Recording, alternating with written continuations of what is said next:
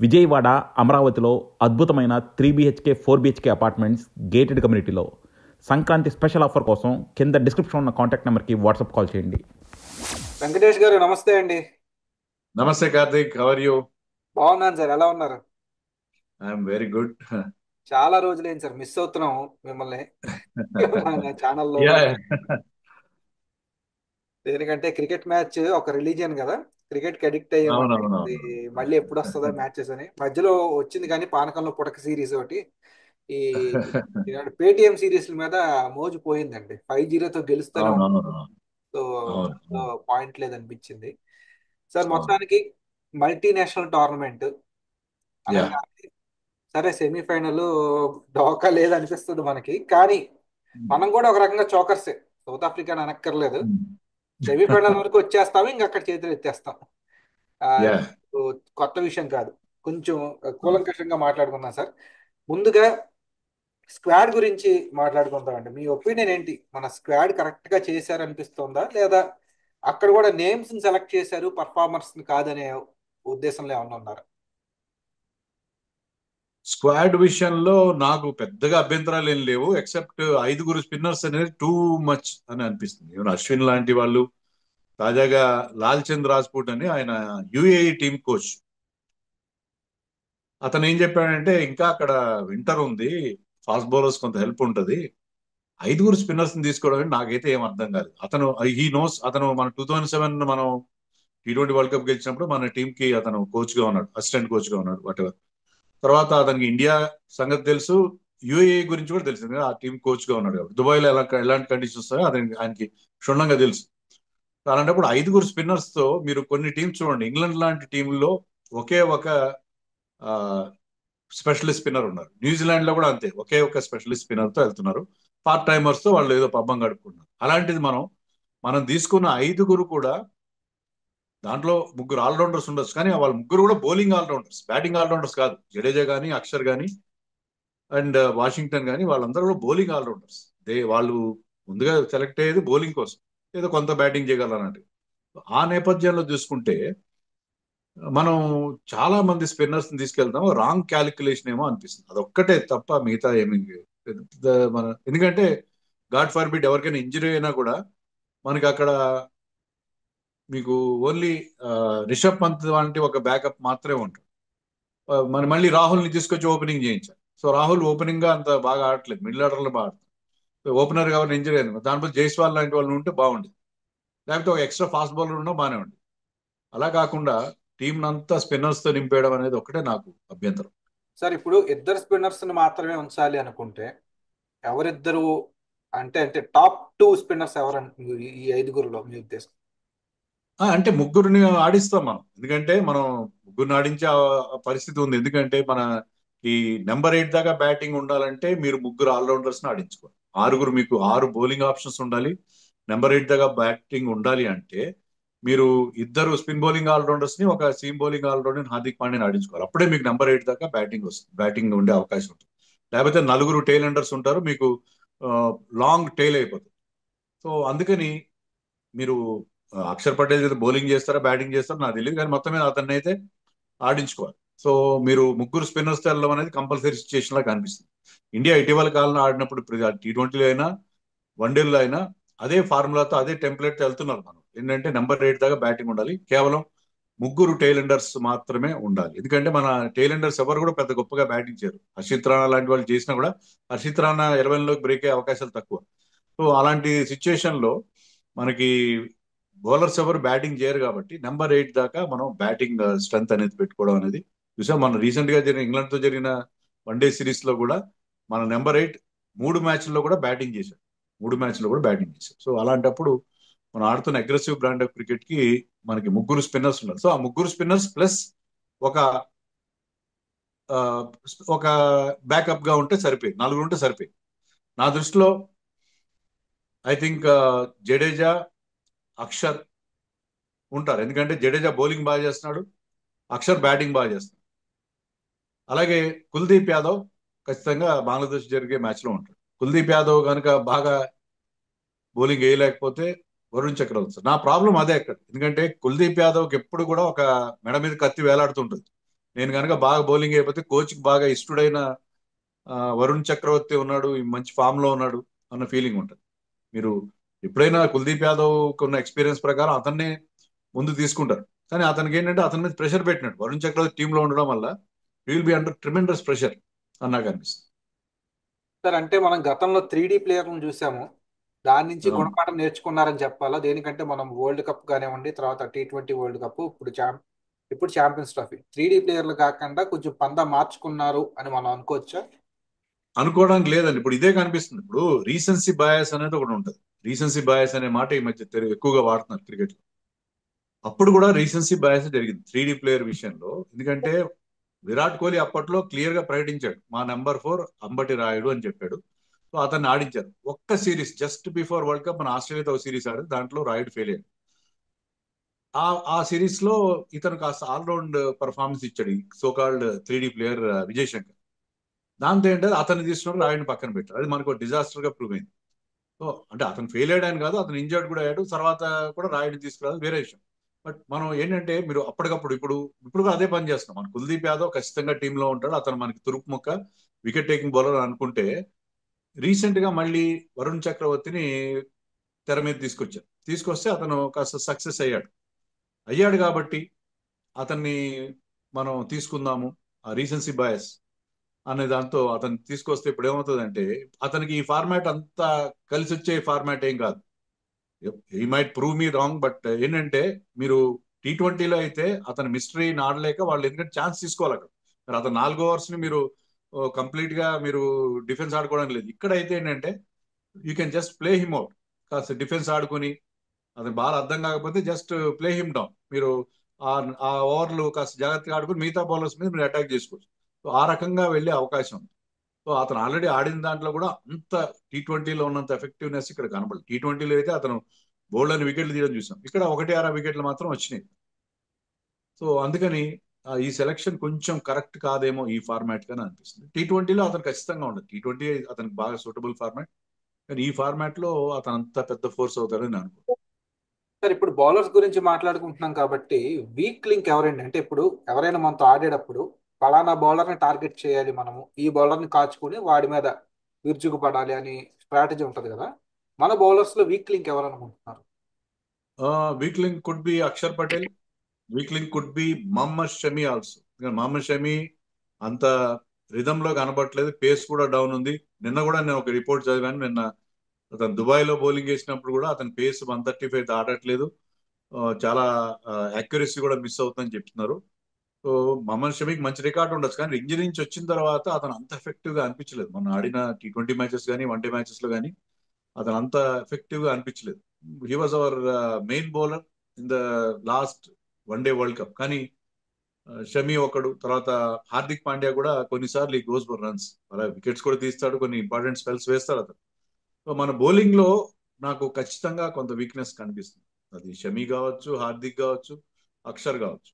Ideally speaking Varun చక్రవర్తిని, కుల్దీప్ యాదవ్ ఇద్దరిని కనుక మిడిల్ ఓవర్స్ లో ఆడిస్తే మీకు వికెట్లు వస్తాయి. కానీ మనం అనుకున్నట్టుగా మీకు దానివల్ల మీకు బ్యాటింగ్ డెప్త్ లేకుండా ఉంటుంది. సో చాలా టఫ్ సిచ్యుయేషన్, టఫ్ కాల్. వీళ్ళిద్దరిని ఆడిస్తే బాగుంటుంది. వరుణ్ చక్రవర్తి అన్నట్టు ఇద్దరిని they just cannot play them out. అంటే ఆ ఇద్దరి 20 ఓవర్లు జాగ్రత్తగా ఆడుకుందాం అనే పరిస్థితి ఉండదు. సో వాళ్ళిద్దరి మీద కొంత ఛాన్స్ తీసుకుంటే ఇద్దరు కూడా వికెట్ టేకింగ్ బౌలర్స్ కాబట్టి బాగుంటది. సో మనకి బౌలింగ్ లో అంత పదును లేదని నాకు అనిపిస్తుంది. బ్యాటింగ్ విషయంలో ఎలాంటి ఇబ్బంది లేదు, బ్యాటింగ్ బ్రహ్మాండంగా ఉంది. బౌలింగ్ లో మాత్రం బుమ్రా లేని ఒక గేపింగ్ హోల్, పెద్ద హోల్ అయితే క్లియర్ గా అనిపిస్తుంది. ఓకే సార్, ఇప్పుడు మనము టోర్నమెంట్స్ ఆడుతున్నాము అంటే ఆ, మనకి లాస్ట్ డెకేడ్ లో చూసుకుంటే టోర్నమెంట్స్ లో అద్భుతంగా పర్ఫామ్ చేయడానికి ఒక రీజన్ శిఖర్ ధావన్. నాకు ఈ టోర్నమెంట్స్ గుర్తురాగానే శిఖర్ ధావన్ గుర్తుకొస్తారు. మామూలు టైంలో సరిగ్గా ఆడినాడు కానీ టోర్నమెంట్లు వస్తే 2 సెంచరీలు ఉంటాయి, అతను 2-3 సెంచరీలు టక్క టక్కమని. అంటే ఇప్పుడు శిఖర్ ధావన్ సరే, శిఖర్ ధావన్ ఎలాగో క్రికెట్ నుంచి దూరంగా ఉన్నాడు, ఆ రోల్ ప్లే చేసే సత్తా ఉన్న ప్లేయర్ ఎవరండి టాప్ ఆర్డర్లో? శుభ్మన్ గిల్. శుభ్మన్ గిల్ కొన్న ప్రత్యేకత ఏంటంటే ఒకసారి 20 దాటాడంటే will make it count. Conversion బాగుంటుంది. 50 అయినా చేస్తాడు, 60 అయినా, 80 అయినా చేస్తాడు, సెంచరీ అయినా చేస్తాడు. మనం రీసెంట్ గా జరిగిన సిరీస్ లో కూడా మనం అదే చూసాం. శుభ్మన్ గిల్ ఖచ్చితంగా ఈ సిరీస్ లో బాగా షైన్ అవుతాడని నేను ఎక్స్పెక్ట్ చేస్తాను. సో మీరన్న కన్సిస్టెన్సీ ఫ్యాక్టర్ అది శుభ్మన్ గిల్ నుంచి మనం ఎక్స్పెక్ట్ చేయొచ్చు. అలాంటి ఫామ్ లో కూడా ఉన్నాడు అతను. He has return to form. మనం అతను టెస్ట్ మ్యాచ్ ఫామ్ తో దీనికి కన్ఫ్యూజ్ అవ్వదు. టెస్ట్ మ్యాచ్ లో బాగా ఆడట్లేదు, T20లో అయితే అతని ప్లేసే దొరకలేదు. బట్ ఇది అతని బెస్ట్ ఫార్మాట్. ఈ ఫార్మాట్ లో అతను కొంత టైం తీసుకుంటాడు, టైం తీసుకునే ఛాన్స్ కూడా ఉంటుంది. సో ఆ తర్వాత అతను ఒక్కసారి సెటిల్ అయిన తర్వాత డెఫినెట్ గా ఒక లాంగ్ ఇన్నింగ్స్ ఆడతాడు. సో ఒక ఎండ్ లో అతను ఉంటే మిగతా అదర్ ఎండ్ నుంచి ప్లేయర్స్ కాస్త అగ్రెసివ్ గా ఆడే అవకాశం. మనం విరాట్ కోహ్లీని కూడా అనుకోవచ్చు, కానీ విరాట్ కోహ్లీ ఎందుకనో ఆ స్పిన్ బౌలింగ్ అగేన్స్ట్ గా అతను కొంచెం సస్పెక్ట్ గా అనిపిస్తుంది. విరాట్ కోహ్లీ డెఫినెట్ గా బాగా ఆడతాడు, ఇక్కడ టైం ఉంటుంది అతనికి సెటిల్ అవ్వడానికి, ఆ సింగిల్స్ టూస్ తీయడానికి. ముఖ్యంగా Dubai ground is a bigger ground. అక్కడ మీరు గ్యాప్స్ లో ఆడితే 1 రన్ వచ్చే చోట 2 runs వస్తాయి. సో అందుకని విరాట్ కోహ్లీ అక్కడ ఖచ్చితంగా సక్సెస్ అవుతాడు. బట్ అతని మీద అంతగా మనం గతంలో ఉన్నంత రిలే అయ్యే అవకాశం ఉంటుందా అనేది కొంచెం డౌట్. మన కోహ్లీ అంత రిలయబుల్ గా లేడు. రోహిత్ శర్మ కూడా హిట్ ఆర్ ఫట్ లానే ఉన్నాడు. ఆడితే లేదు, వాళ్ళు సిక్స్ డెఫినెట్ గా మనం కొడతాడు. మనం ఒప్పుకోకపోయినా they are in the autumn of their career. వాళ్ళ కెరియర్ లో ఆ, ఖచ్చితంగా ట్వైలైట్ లో ఉన్నారు వాళ్ళు. కొంచెం వాళ్ళ ప్రావెస్ తగ్గిందని మనం అది దాచేస్తే దాగని సత్యం. ఖచ్చితంగా గతంలో ఉన్నంత ఎఫెక్టివ్నెస్ లేదు వాళ్ళు. అది మనం ఒప్పుకొని తీరాలి.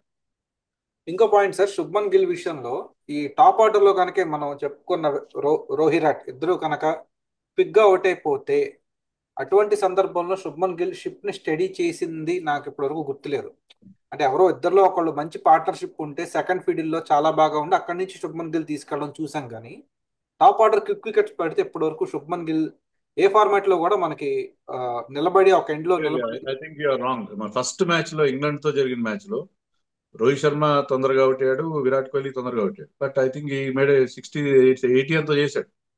ఫస్ట్ మ్యాచ్ అగేన్స్ట్ ఇంగ్లాండ్ తీసుకోండి, ఉమ్, దాంట్లో శుభ్మన్ గిల్ హాఫ్ సెంచరీ అయితే కరెక్ట్, నాకు స్కోర్ గుర్తులేదు. అప్పుడు విరాట్ కోహ్లీ తొందరగా అవుట్ అయ్యాడు, రోహిత్ శర్మ తొందరగా out first match. Second match లో రోహిత్ సెంచరీ చేశాడు. సో సారీ, ఫస్ట్ మ్యాచ్ లో విరాట్ కోహ్లీ ఆడలేదు, కానీ నెంబర్ 3 లో ఆడిన ప్లేయర్ కూడా తొందరగా అవుట్ అయినట్టున్నాడు. But he scored runs. Jaiswal Jaiswal ఆడాడు సార్. జైస్వాల్. జైస్వాల్ జైస్వాల్ అవుట్ అయ్యాడు, జైస్వాల్ అవుట్ అయ్యాడు, రోహిత్ అవుట్ అయ్యాడు. ఇద్దరు తొందరగా అవుట్ అయ్యాడు. కానీ Shreyas Iyer and this man Gill కలిసి మనకి మ్యాచ్ గెలిపించారు. సో శుభ్మన్ గిల్ విషయంలో మీరు అన్నది కరెక్ట్ కాదు. నేను ఏమాత్రం యాక్సెప్ట్ చేయను. టాప్ ఆర్డర్ కూలిపోతే అతను ప్రెషర్ లో వస్తాడు, ఏం లేదు. He's is the next big thing in Indian cricket. దాంట్లో ఎలాంటి సందేహం లేదు. అన్ని పిచ్ల మీద బ్రహ్మాండం. ఇంగ్లాండ్ లో మూవింగ్ బాల్ కి అగేన్స్ట్ గా బాగా ఆడతాడు, అదేం అంటలేదు నేను. టెస్ట్ మ్యాచ్ లో వేరే సంగతి. ఈ ఫార్మాట్ లో మాత్రం డెఫినెట్ గా he's the next big thing in Indian cricket. I will not be surprised, will be taking up captaincy of one day and test match తొందరలో. So I think Shubman Gill ఆడతాడు, definite గా ఆడతాడు. అదేం టాప్ ఆర్డర్ వికెట్స్ పడడం అతని performance విషయంతో ఎలాంటి link ఉంటుందని నేను అనుకో. అంటే ఆ ఇన్నింగ్స్ లో కూడా మీరు గమనిస్తే శ్రేయస్ అయ్యర్ నిజంగా హీఈస్ ద హీరో ఆ హోల్ మ్యాచ్ లో. శుభ్మన్ గిల్ కూడా ఉన్నాడు కదా. ఇద్దరు సెకండ్ అగ్రెసివ్ గా ఫీల్డ్. ఆడలేదు. బట్ శుభ్మన్ గిల్ మీరు ఏమన్నారు, అతను టాప్ ఆర్డర్ ఆడట్లేదు. టాప్ ఆర్డర్ ఆడతాడు. టాప్ ఆర్డర్ లో he can play. Top order wickets పడినా కూడా ఆ ప్రెషర్ అతను తీసుకొని అతను ఆడే అవకాశం ఉంది. ఎందుకంటే ఈజ్ ఒక ఎక్స్పీరియన్స్ వచ్చింది. అతను చాలా చాలా కాలంగా ఆడుతున్నాడు ఇండియాకి. అండ్ అతను ఈ ఫార్మాట్ లో, వేరే ఫార్మాట్ లో నేను చెప్పాను, ఈవెన్ ఈ had a decent world cup లో కూడా బాగా పర్ఫార్మ్ చేశాడు. చాలా మంచి ఇన్నింగ్స్ ఆడు. సో మనం ఈ ఫార్మాట్ లో మాత్రం I have full confidence in Shubman gills ability. Sir, coming to Shreyas Iyer, చాలా డిసిప్లినరీ యాక్షన్స్ తీసుకున్నాడు, గురయ్యాడు, చాలా ట్రోలింగ్ కి గురయ్యాడు. ఒక మ్యాచ్ లో అయితే గ్లాసెస్ పెట్టుకొని కూడా బ్యాటింగ్ చేసి బాగా విపరీతంగా ట్రోలింగ్ కి గురైన శ్రేయస్ అయ్యర్ సడన్ గా ఒక సర్ప్రైజ్ ప్యాకేజ్ లాగా ఇంగ్లాండ్ సిరీస్ లో ఒక సూపర్ స్టార్ మళ్ళా రీబర్త్ అయ్యాడంటే శ్రేయస్ అయ్యర్ అని చెప్పొచ్చు. ఆ సిరీస్ లో అంటే శాంపుల్ సైజ్ చిన్నదైనప్పటికీ it's a good outing champions trophy ముందు. శ్రేయస్ అయ్యర్ మీద అలాగే ఇది స్లో వికెట్స్ గానే మనం ఊహిస్తున్నాం కాబట్టి ఎక్స్పెక్టేషన్స్ ఉంచుకోవచ్చా మనం? డెఫినెట్ గా శ్రేయస్ అయ్యర్, శుభ్మన్ గిల్ మీద నాకు ఎక్కువ నమ్మకం ఉంది ఈ సిరీస్ లో. ఎందుకంటే శ్రేయస్ అయ్యర్ అతని మీద లాస్ట్ ఇయర్ యాక్షన్ తీసుకోవడం, అతన్ని సెంట్రల్ కాంట్రాక్ట్ రద్దు చేయడం, అది మంచిదే. ఎందుకంటే అతను డొమెస్టిక్ క్రికెట్ రెగ్యులర్ గా ఆడాడు, అన్ని ఫార్మాట్స్ లో రన్స్ చేశాడు. అతను ఈ సిరీస్ లో ఇంత బాగా ఆడుతున్నాడంటే కారణం ఏంటంటే అతను దులీప్ ట్రోఫీ ఆడాడు, విజయ్ హజారే, ముస్తాక్ అలీ, రంజీ ట్రోఫీ ఇవన్నీ ఆడడం వల్ల, కంటిన్యూస్ గా డొమెస్టిక్ మ్యాచెస్ ఆడడం వల్ల అతనికి ఆ ఎక్స్పీరియన్స్ చాలా పనికొచ్చింది. మంచి రిధమ్ లో ఉన్నాడు. మొన్న సిరీస్ లో గిల్ కంటే కూడా ఇతనే బాగా ఆడాడని నేను అనుకుంటున్నాను. సో అంత మంచి ఫామ్ లో ఉన్నాడు. మెయిన్ గా తన వీక్నెసెస్ మీద కూడా వర్క్ చేశాడు. షార్ట్ బాల్ వీక్నెస్ ఉంది, కానీ జోఫ్రా ఆర్చర్, మార్క్వుడ్ లాంటి బౌలర్స్ బౌలింగ్ ఎట్ 150 km/h అయినా కూడా వాళ్ళ బౌన్సర్లను ఎదుర్కోవడంలో చాలా మంచి టెక్నిక్ ప్రదర్శించు. ఆ వీక్నెస్ నుంచి కూడా కంప్లీట్ గా బయటపడ్డాడని నేను అన్నాను, కానీ అట్లీస్ట్ ఏషియన్ కండిషన్స్ లో అతనికి షార్ట్ బాల్ అంత ఇబ్బంది పెట్టదు. దాని గురించి పెద్దగా మనం వరి అవ్వాల్సిన అవసరం లేదని చెప్పి అనుకోవచ్చు. So I think Shreyas Iyer, Shubman Gill వీళ్ళిద్దరి మీద మనకి ఎక్కువ హోప్స్ ఉన్నాయి. అది కాక మీరు అన్నట్టుగా ఇప్పుడు ఒకవేళ రోహిత్, విరాట్ మీద గతంలో ఉన్నంత రిలయబిలిటీ మనకు కనబడట్లేదు, నిజమే. అయినా కానీ వాళ్ళు ఇద్దరిలో ఎవరో ఒకరు క్లిక్ అవుతారు. అవ్వకపోయినా మనకి ఉన్న అడ్వాంటేజ్ ఏంటంటే ఈ శ్రేయస్ అయ్యర్ కానీ, శుభ్మన్ గిల్ కానీ, రాహుల్ కూడా ఎందుకు టీమ్ మేనేజ్మెంట్ రిషబ్ పంత్ లాంటి ఒక ఎక్స్ ఫ్యాక్టర్ ప్లేని పక్కన పెట్టి ఒక లెఫ్ట్ హ్యాండర్ పక్కన రాహుల్ ఆడిస్తారంటే ఆ కన్సిస్టెన్సీ ఫ్యాక్టర్. రాహుల్ 20 చేసినా 30 చేసినా 30-40 అయినా చేస్తాడు అనే నమ్మకం ఉంటుంది. రిషబ్ పంత్లో అలా ఉండదు. అవుట్ అయితే ఒక 5-6 రన్స్ అవుట్ అవుతాడు, లేకపోతే ఒక మంచి ఇన్నింగ్స్ ఆడతాడు. ఒక 5-6 మ్యాచ్ లో ఒకటి వస్తుంది అలా. అది కాదు కదా మనకు కావాలి, కన్సిస్టెన్సీ కావాలి. అందుకనే they preferred Rahul. Definitely Rishabh Pant చాలా గట్టి పోటీ ఇస్తాడు అతనికి, కానీ లెఫ్ట్ హ్యాండర్ గా. కానీ ఐ థింక్ టీమ్ రాహుల్ మీదే డిపెండ్ అయ్యేట్టుగా మనకు. సో వీళ్ళు ముగ్గురు ఉంటారు కాబట్టి మనకి ఆ సాలిడిటీ ఉంటది ఖచ్చితంగా. అండ్ రోహిత్, విరాట్ లో ఒకరు ఫెయిల్ అయినా ఒకరు ఖచ్చితంగా క్లిక్ అవుతారు పర్ మ్యాచ్ అని అనుకుంటున్నాను. 280 కొడితే గెలిచే పిచ్చులు ఇవి. 350లు 370లు అవసరం లేదు చూస్తా ఉంటే. కానీ డ్యూ ఫ్యాక్టర్ కూడా ఉంది. సరే, మనకేమో టూ మెనీ స్పిన్నర్స్ ఉన్నారు, అంటే రెండు బ్యాలెన్స్ అవ్వట్లేదేమో అనిపిస్తుంది నాకు. 280 స్కోర్ ఒకటి, ప్లస్ రెండోది too many spinners with dew factor. Task మనకి క్రిటికల్ కానుందా? ఆ వికెట్ కూడా పోను పోను స్లో అవుతుంది. అక్కడ మనకు కావాల్సింది ఏంటంటే హర్షల్ పటేల్ లాంటి బౌలర్స్ ఉంటారు, ఎవరైతే మంచి స్లోయర్ వన్స్ ఉంటాయో. నాకు షమి విషయంలో ఉన్న కంప్లైంట్ కూడా అదే. Shami doesn't have a great slower one. ఆ చేంజ్ అప్ పేస్ తక్కువ యూజ్ చేస్తారు. అతను ఏంటి ఆ రిథమ్ మీద, సీమ్ పొజిషన్ మీద, సీమ్ మూవ్మెంట్ మీద డిపెండ్ అవుతారు. సో ఎవరికైతే ఆ మంచి స్లోయర్ వన్స్ ఉంటాయో, ఎవరైతే కటర్స్ వేస్తారో వాళ్ళకి అక్కడ ఖచ్చితంగా హెల్ప్ ఉంటుంది. పోను పోను పిచెస్ స్లో డౌన్ అవుతాయి అన్నట్టుగా మనకు చెప్తున్నారు అక్కడ.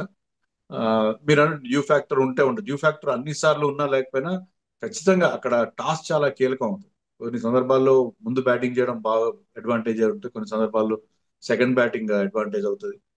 సో నన్ను అడిగితే కష్టం అక్కడ. డెఫినెట్ గా మీకు ఆ స్లోయర్ వన్స్ కావాలి. తర్వాత పేసర్స్. ఇప్పుడు Lalchand Rajput being UAE coach, అతను చెప్పింది ఏంటంటే ఇప్పటికీ అక్కడ ఇంకా వింటర్ ఉంది. నేను కూడా లాస్ట్ ఇయర్ ఫిబ్రవరిలో I was there.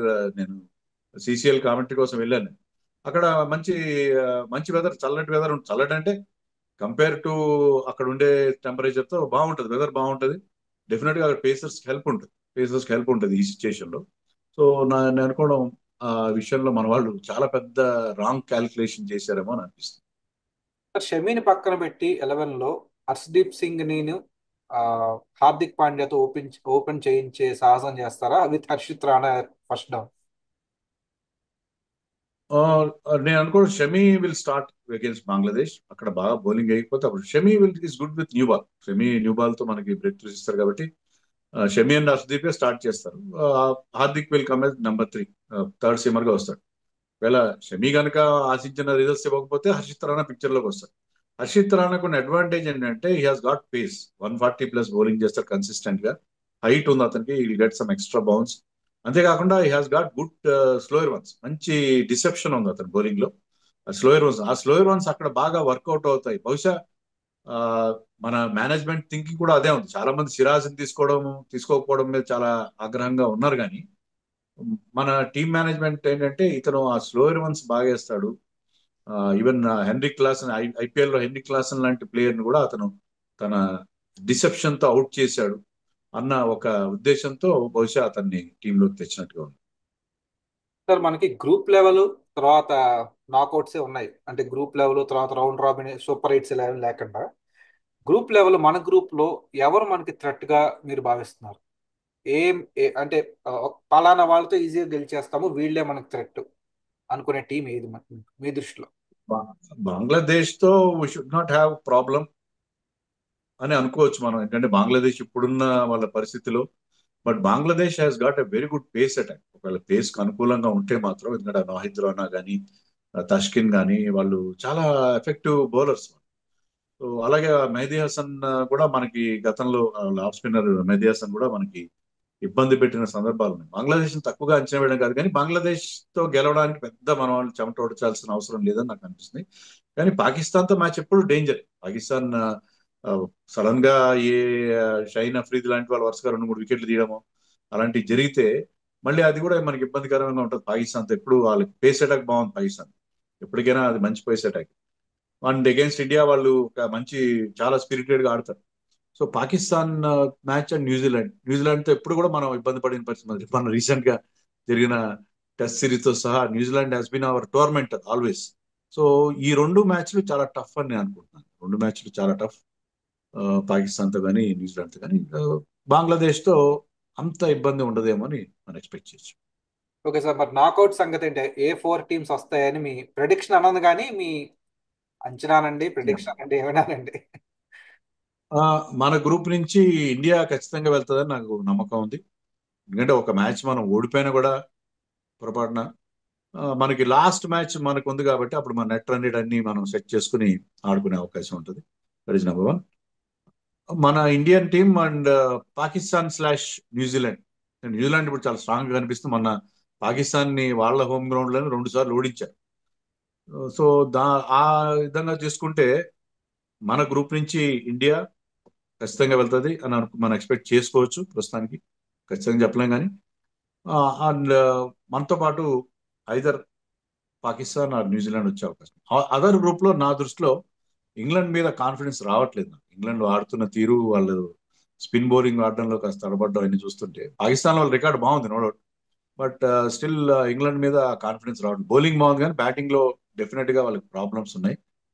I feel South Africa has a wonderful batting line. వాళ్ళ బౌలర్స్ రబాడాకి, ఎన్గిడి లాంటి బౌలర్స్ మంచి సపోర్ట్ ఇస్తే I think South Africa and Australia ఇప్పటికీ కూడా అట్లీస్ట్ గ్రూప్ స్టేజ్ అయితే దాడతారు with all their problems.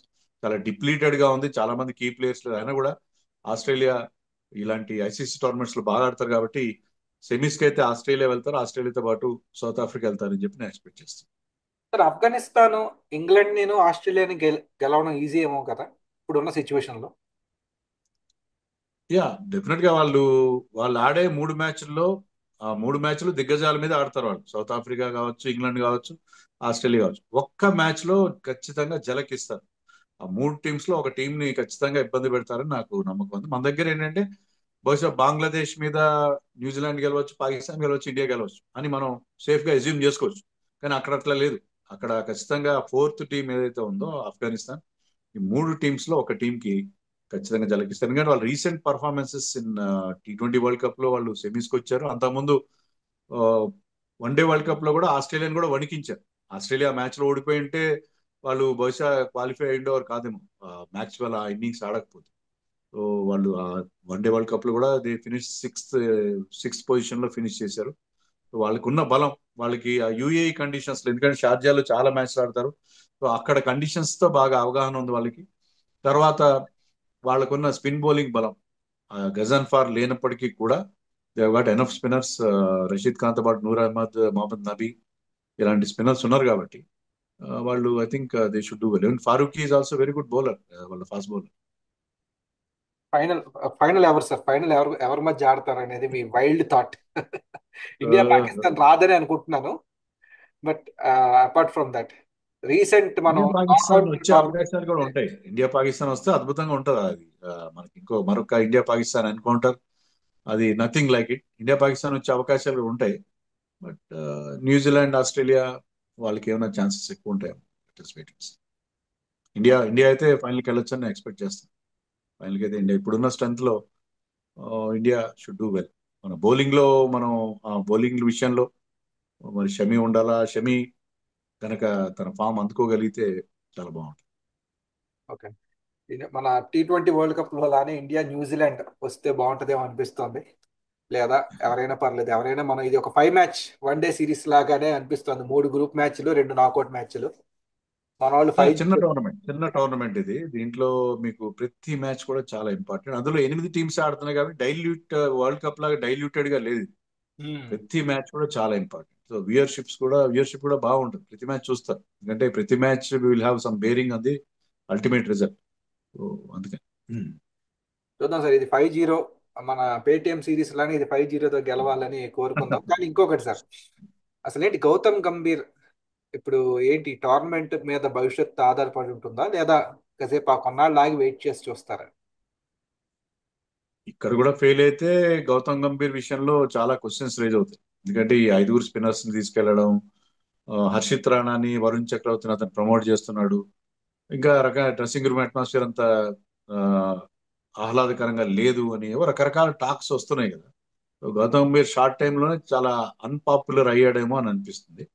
So అతను కూడా సెలెక్టర్స్ ఒక వార్నింగ్ లాంటిది ఇచ్చినట్టుగా ఉన్నారు, డెడ్ లైన్ పెట్టినట్టుగా ఉన్నారు. సో టోర్నమెంట్ గెలవాలనేది కంటే కూడా ఒకవేళ ఇక్కడ గనక మన వాళ్ళు బాగా ఆడి, మనం వన్డే వరల్డ్ కప్ బాగా ఆడాం, ఫైనల్ ఓడిపోయినప్పటికీ వన్డే వరల్డ్ కప్ బాగా ఆడాం కాబట్టి మనం దాన్ని పెద్దగా మనం ఫీల్ అయిన పరిస్థితి లేదు. సో అందుకని నేనేమంటానంటే ఐ థింక్ మన టీం బాగా ఆడితే గౌతమ్ గంభీర్ షుడ్ కంటిన్యూ. లేదు పర్ఫార్మెన్స్ చాలా దారుణంగా ఉందంటే I think time to get rid of him. మన గెలిచి టోర్నమెంట్ గెలవడం గెలవకపోవడం అన్ని సార్లు మన చేతిలో ఉండదు. అవును. దానికి వన్డే వరల్డ్ కప్ ఒకటే మంచి ఉదాహరణ. చూద్దాం సార్, మరి ఏమవుతుందో. చాలా స్పీడ్ గానే గడిచిపోయేలా ఉంది. మనం పోస్ట్ ఛాంపియన్స్ ట్రోఫీ మళ్ళా అనాలిసిస్ చేద్దాము. చాలా చాలా థ్యాంక్స్ సార్, వెంకటేష్ సార్, మీరు మీ టైం కేటాయించారు మాకు. Thank you Karthik.